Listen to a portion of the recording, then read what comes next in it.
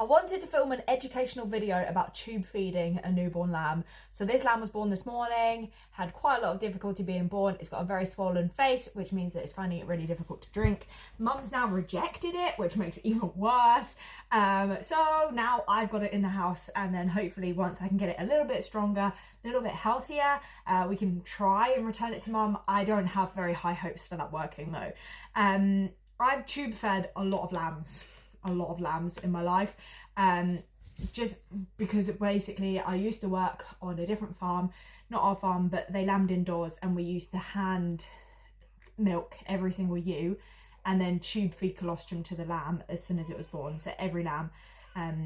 So I've done hundreds, if not thousands, of lambs over the years, so I feel very confident with it. So this is how I was taught over my time and this is how I do it, and I apologize if there's anyone watching and they go, that's so wrong, you should never do that. But I've only ever killed one lamb, and that lamb basically was just gonna die anyway. It's very sad, but it had really bad watery mouth. I shouldn't have tube fed it. I've learned a lot since then, but it was basically unconscious. Don't tube feed a lamb if it's unconscious. If it hasn't got a swallow, suckle reflex, then don't do anything with it. You can see this little guy when I put my finger in, he's trying to munch on it. He hasn't stood up yet. He was born about 10 o'clock this morning, but should have been born hours before that. But anyway, that's when you come out, isn't it? Yes, you're very sweet. And lots of your swelling has gone down, particularly on one side of the face. Anyway, right, so all I've got my colostrum here. I know it looks a funky colour, but the colostrum that we use is this colour. It's also mixed in with a bit of Mum's colostrum too, just from what I stripped out earlier before she disappeared. So you want to pinch your finger in and just on top of the tongue, and obviously that's, you can see that he's trying to eat, and then you want to feed the tube in, and you should find that it will go either one side or the other.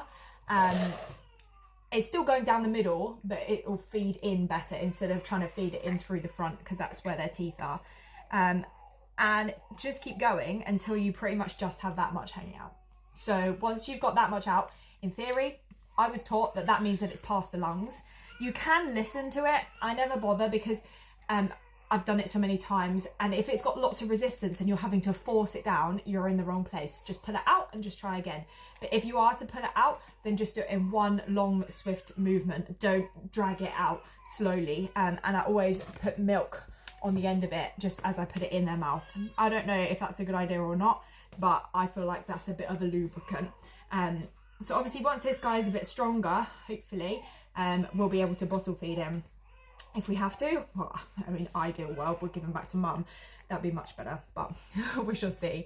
So you've got your tube in just like that. Obviously, as I say, you can listen to it if you want to, but I'm pretty happy. And I always find when I listen to it, I just second doubt myself, and it causes more stress to me than it's worth. Try and keep him quite upright. Apologies for the screaming baby in the background.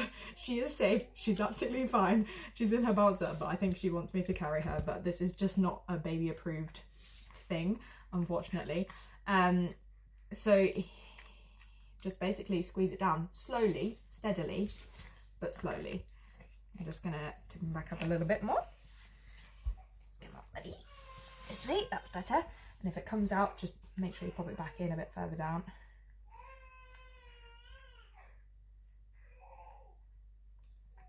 I think I've got a blockage. That's not useful. Yeah. I think there's a clump. There we go. And a clump in my syringe. There we go, that's better. Always mix your milk powder first. There you go, so he's had about 60 ml there.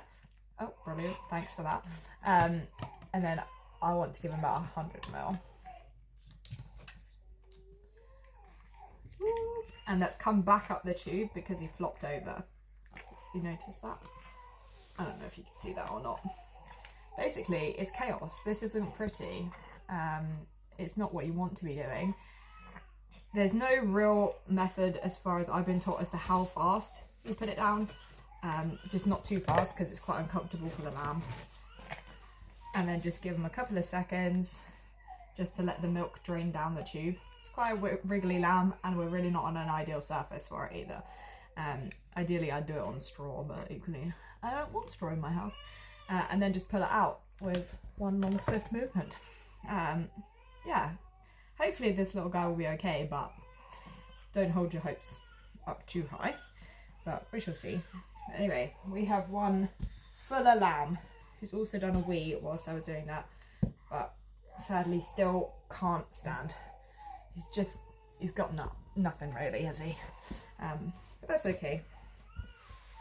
A lot of us didn't have anything at some point in our life, and we're doing okay.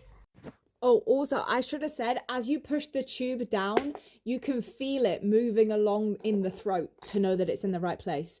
I don't always feel for it, but I know that you can. So if it's going through the windpipe, which you don't want it to, that's a solid tube, so you can't really feel it. Whereas if it's going through the esophagus, then it's like a soft tube, so you can feel it push its way down the tube, so you feel it go down the throat, and that's what you do want. Anyway, hope that helps.